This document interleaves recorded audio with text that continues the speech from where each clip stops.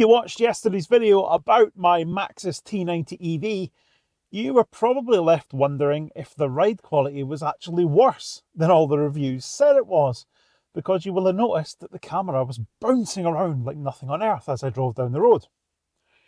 Now, the ride quality isn't amazing. However, my camera has a single button press that you can do that turns off image stabilisation.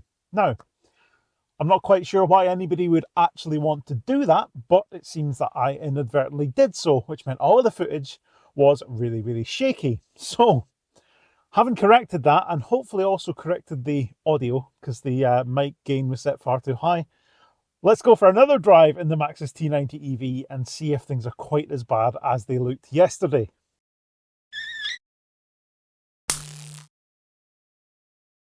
Now, make no mistake, it does shake around in here. I think I said yesterday that when the bed is empty, the back axle certainly skips around quite a lot. Obviously, you have that hulking great motor bolted between the rear wheels, and that definitely isn't doing it any favours when there's no weight on there at all. It's a leaf spring setup, so with no load, it is definitely going to move around a bit. And actually, I mean, I can see, looking at the camera, I can see it shaking around. But I think that the image that you're seeing, obviously, it was much more susceptible to that camera shake than what it actually feels like when you're driving down the road. So, is the ride quality fantastic? No, I don't think it is at all. But is it as bad as it looked on film? No, I don't think it is that either. I mean, I definitely think what you see is, you know, a camera without any kind of stabilisation that's shaking around just a little bit. The footage will look really, really bad as a result. And so hopefully things are going to be a little bit better this time. Although, having said that, the amount I can see the camera moving around on the mount, I'm not particularly hopeful. I'm hoping in this video I can also answer some of your questions from the comments about the Maxus T90EV as well, because there was definitely some points that I missed in the previous video.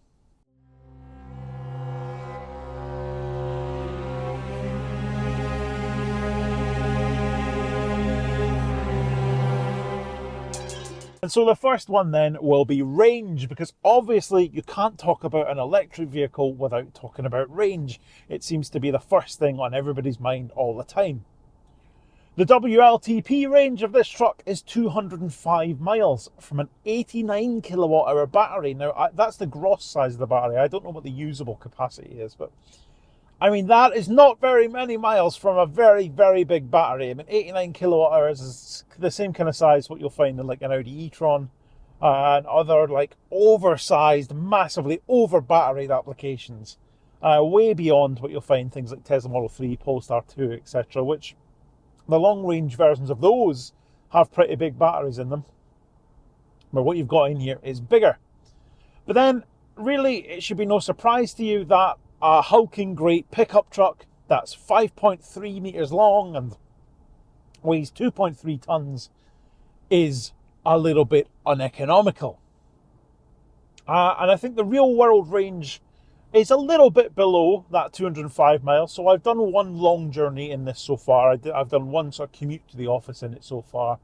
And that was a distance of about 115, 117 miles each way.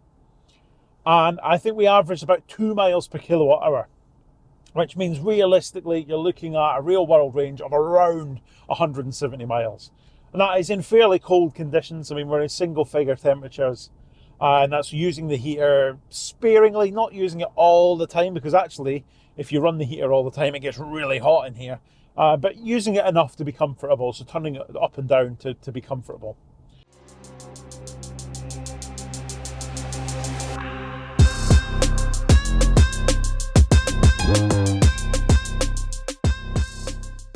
It's one of the real gripes I've got with this, actually. The climate control is next to useless. So it gives you this idea that you're adjusting the temperature. You can turn the temperature up and down, but all it seems to do is it blows absolutely stone cold until you get to 26 degrees, and then it turns the heater on. And it turns the heater on, as far as I can tell, full blast. It's not particularly trying to get to any temperature. It's just like turning an old school heating system to the red setting.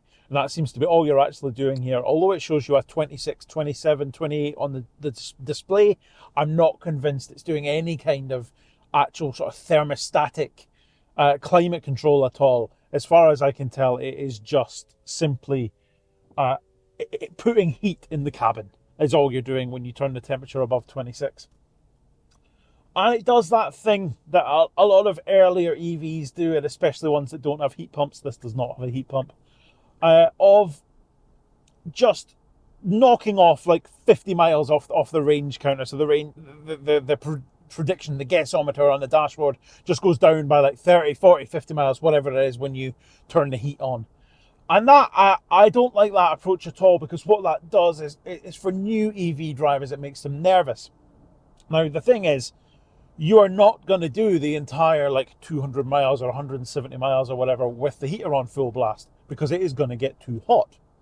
But what the guessometer is doing when you turn the heating on like that is it's saying, right, if you consume power at this level, which you are doing when you're trying to heat a cold cabin to warm, if you consume power at this level for the rest of your journey, you will now only be able to do 120 miles instead of 170 or whatever.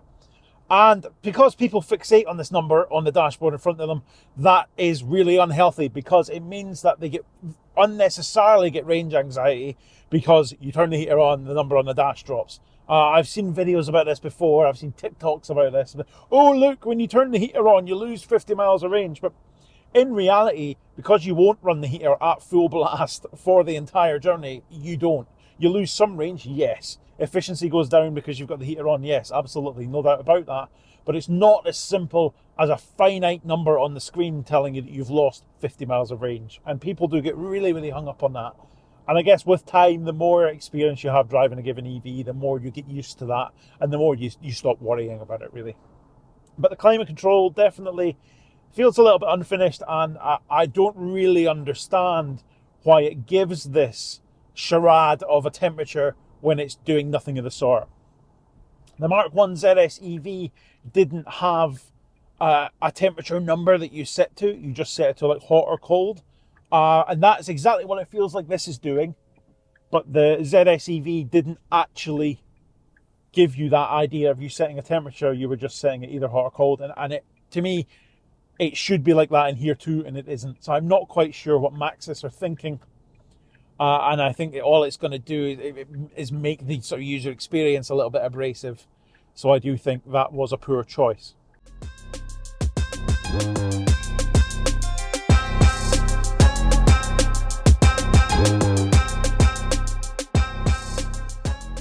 Another question I was asked was, does this have a frunk? And you'd think with that massive bonnet there that there would be room underneath it to store some stuff, and therefore putting some storage in there would be a good idea. And unfortunately, no, it doesn't. Underneath the bonnet, although there is a vast amount of space available, there's no storage being added at all. All that's under there is like power electronics and all that kind of stuff, the onboard charger, etc. And a massive amount of wasted space, and I think a massive missed opportunity. I mean, we've got this bag that the charging cable, you've got to squeeze into it and stuff, whereas actually it could probably just go in a tray under the bonnet, like a lot of other EVs have. So again, it just feels a little bit unfinished, really.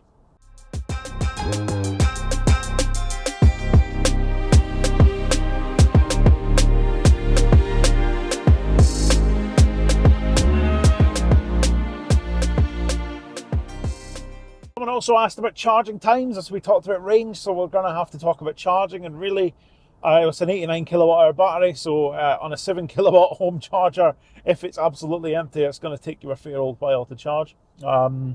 Thankfully, it does support up to 11 kilowatts, so you've got access to a 3-phase charger. It speeds things up a little bit. So I think for destination charging, a 22 kilowatt 3-phase unit would be my choice, because that means you're going to, even if it's pretty empty, you're going to be able to charge it back up in sort of 7-8 hours, whereas a 7 kilowatt home charger obviously is going to take a little bit longer.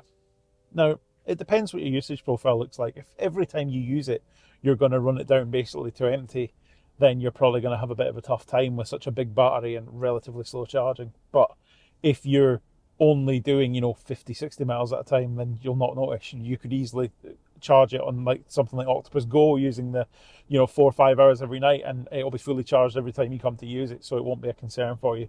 But if you are a higher mileage driver and you're routinely running down, you will discover the downside of a big battery car. And I saw this when I had the e-tron as well, is that a 7 kilowatt home charger, you start to question if that's actually enough. But obviously, if you're plugging in when you get home from work and it's charging overnight and stuff, you tend to be okay. But it does show the downside of having such a big battery. DC charging though, I mean, it'll go from 20 to 80% in like 40 minutes. As a maximum charging speed of 80 kilowatts, which is more than enough.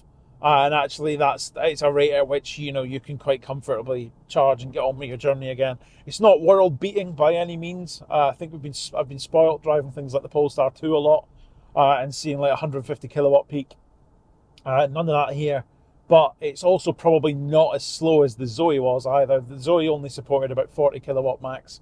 Obviously had a smaller battery, but was actually quite slow in terms of the rapid charging curve. So I'm not too worried about charging speeds with this. I think it'll be all right. I must say the noise that the reversing sensors make now, hopefully you'll be able to hear this very loud beeping it's making at the moment as I get closer to the garage door behind me. It is just so jarring, much more so than any other parking sensor system I've ever used before. It just goes right through you, and I don't know why they felt the need to make it different to basically any other parking sensor system ever. But it is just, it properly goes right through you. Now, maybe that's a good thing, because maybe that means you won't drive into things, because the noise is so jarring that you'll be like, oh, I better stop. But it is just awful. And that is probably one of the things I like the least about this, is the noise the parking sensors make. And if that's how picky we're being, then, it's not that big a deal, but it really is annoying. But anyway, this video was mostly just me testing my camera equipment. Might not even bother uploading this, although, I don't know, some of you might find some of the little tidbits about range and charging and stuff quite useful, so we might do.